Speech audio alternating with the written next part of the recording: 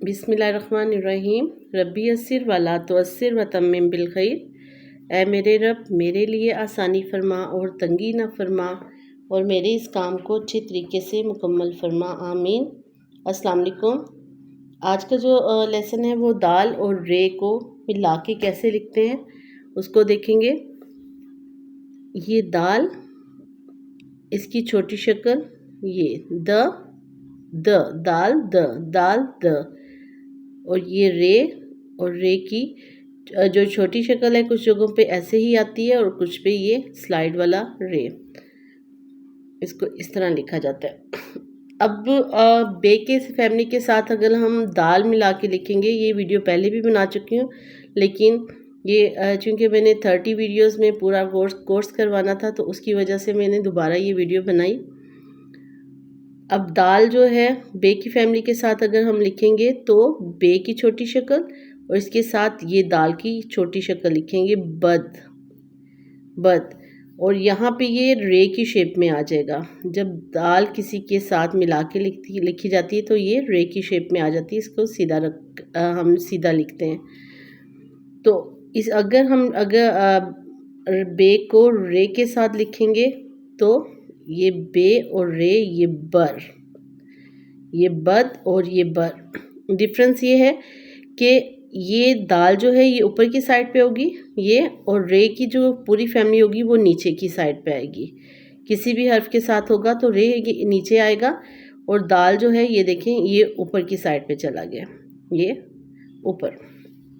अब इसी तरह जीम के साथ है तो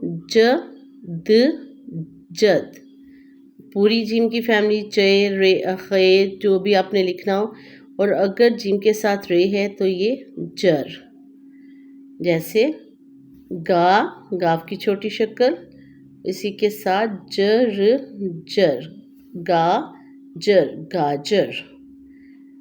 आगे देखते हैं, सीन के साथ अगर हमने लिखना है दाल तो सीन और इसके साथ ये दाल सद, और अगर रे है तो ये कर्व के साथ तीसरा शोशा ये रे ऐसे आएगा।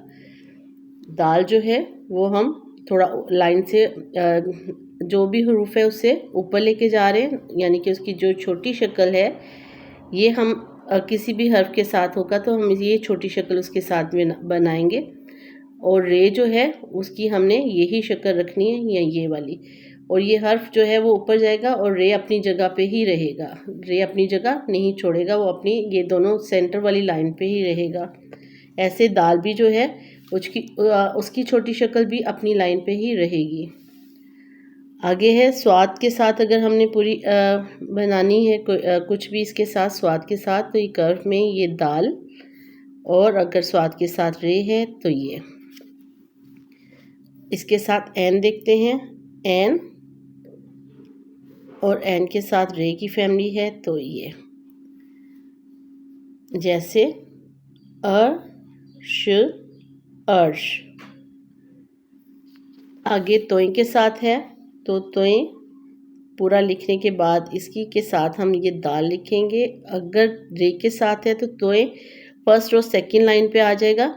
यहाँ से हम डायगोनल लाइन ड्रॉ करेंगे, इसी को ओवरराइट करते हुए ये तोय, और यहाँ से रे तर। आगे फे के साथ, फे की छोटी शक्ल और इसी के साथ ये दाल, और अगर रे की फैमिली है तो फे रे फर। लाम के साथ है तो लाम, और इसके साथ ये दाल लद और लर। नून के साथ, नून की छोटी शक्ल, इसी के साथ दाल नद और नर। आगे हे के साथ है तो हे की छोटी शक्ल हद और हर। ये वीडियो का मकसद ये था कि राइटिंग लिखने में आपको दाल और रे में डिफरेंस पता हो कि हमने इसको कैसे लिखना है। दाल जो है वो जो हम उसकी छोटी शक्ल के साथ कोई भी हर्फ लिखेंगे तो वो ऊपर की साइड पे जाएगा, जबकि रे जो है वो नीचे की साइड पे आ रहा है। हम उसको फोर्थ लाइन की तरफ लेके आ रहे हैं। तो ये आज का सबक नंबर 25। कल जो है वीडियो सबक नंबर 26 के साथ आएंगे। तब तक के लिए इजाज़त दें। अल्लाह हाफिज़।